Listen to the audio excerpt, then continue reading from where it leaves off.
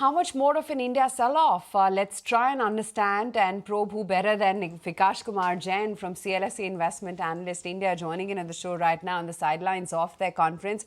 Vikash, hi, good to have you on ET Now as always. Tell me, what's the chatter around India at the conference? What are you picking up? Why so much selling here?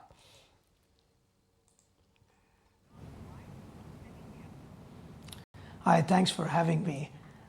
It's very interesting because we had our Asia conference in Hong Kong not too long ago. This is middle of September. And from then to now, given what the markets have done, discussions have shifted quite a lot. So in September, big complaints from foreigners that market is still very expensive. Now the discussion is more in the territory of, is this a good entry point or there is more left in terms of the selling in the market? So, and what could be the impact of changes in the global macro with a new leadership in the US? So that's really what has been a lot of discussion point. Most of the investors do agree on the long-term India story. The discussion is more about whether this is the right entry point or there is more that we could see to get a better entry point. I think that's really what the discussion has moved to. Think it's just a India valuation problem, or is it more money moving out of India to maybe other emerging markets or even the US?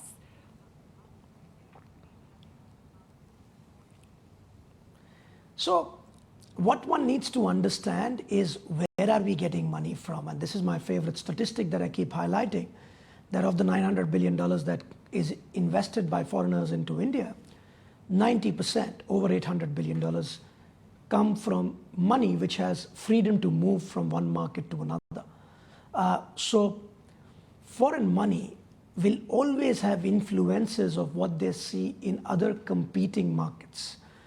Early part of October and through large part of October, it was to do with suddenly China waking up, the concern whether China has more legs, and maybe that created a competition for this money.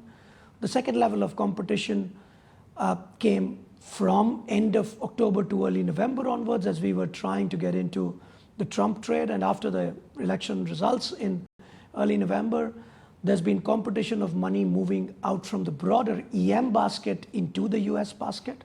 And all through this period, one overlaying competition has come from the primary market. I mean, we've had quite a few listings. We've raised about, at a time when foreigners have taken out about $13–14 billion, we've raised $6 billion or so from primary markets in this quarter.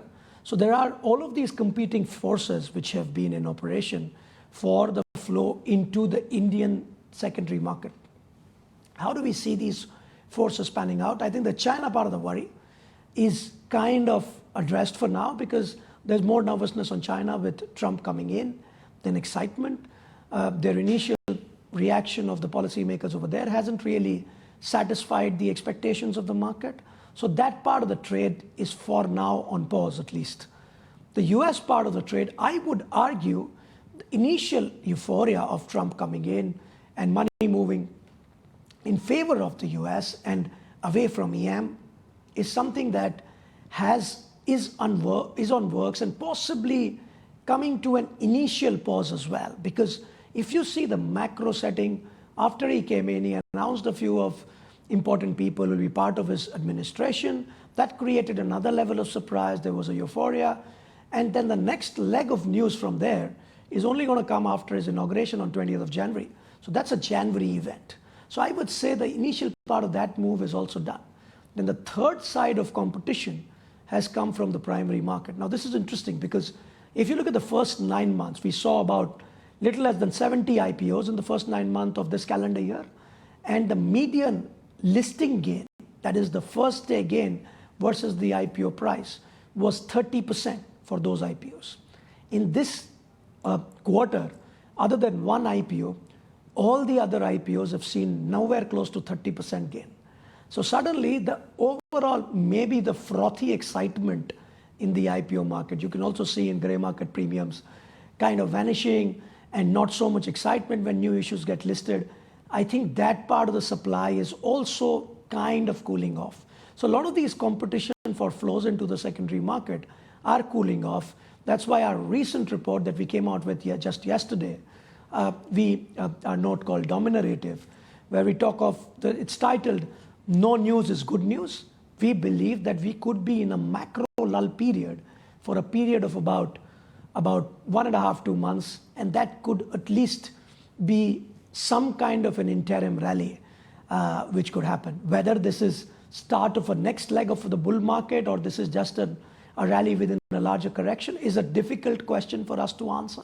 But at least a rally, going into December, which is anyways a seasonally strong month, is something that we cannot rule out. That's why you had reversed that call on India with that overweight coming back to 20%. But, Vikash, you're talking about that Santa Claus rally. But what's getting undone in the market today is, well, this worry regarding geopolitics. As we speak, there are headlines coming in that Ukraine has attacked Russia. It's made the first ATACMS strike inside of Russia, and seems like tensions are escalating. If that does happen and the tensions escalate from here on, what happens to India? What happens to flow? Is it going to be a case that will be back to domestics, or how should one position themselves then?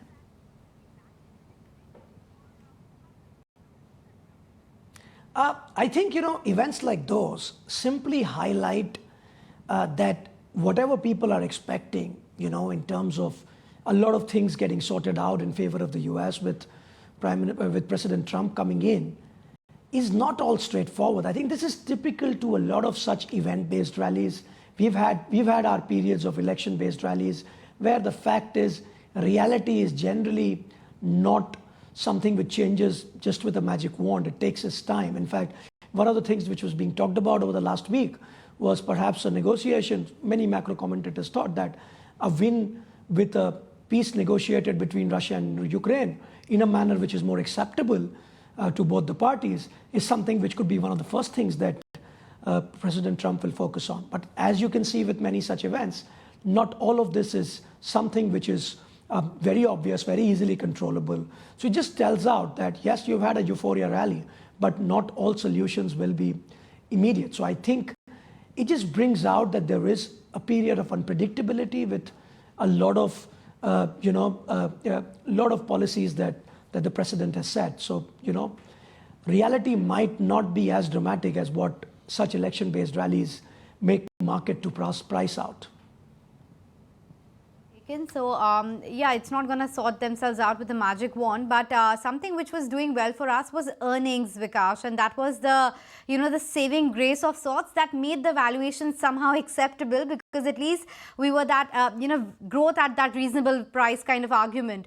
What happens to it then? Is it completely getting undone, or this is just a realistic moderation that streets should have seen coming?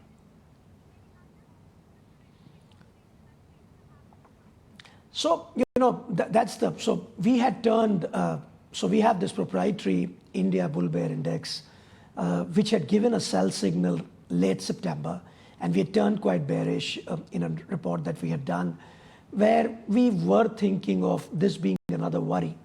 I would say there are a few elements of the earnings growth story which we should kind of spell out and separate out. The first part is expectations. Yes, there are certain areas where expectations are quite high, but at the same point of time, there have been some self-goals that we can possibly sort out in the second half of this fiscal. Like government spending has been down on a YOY basis in first half.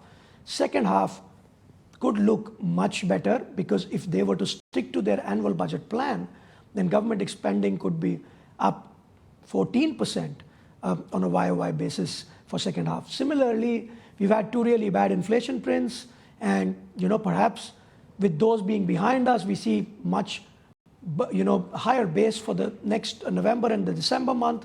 Maybe inflation will look much better for those 2 months. That might allow RBI to get less hawkish. So a lot of those things could also create some positivity. But I think there is a part which was higher expectations cooling off. There is a part which might correct, plus excessive rain, limited activity. So yes, earnings, if you have inflated expectations, could be disappointing. But in general, that typical 10 to 15% broad earnings growth story in India is something which is not going away. But there are times when we start expecting much more, and that's where there could be that corrective phases for expectations that might happen in the market. Vikash, great to have you on the show, and thanks as always for making time.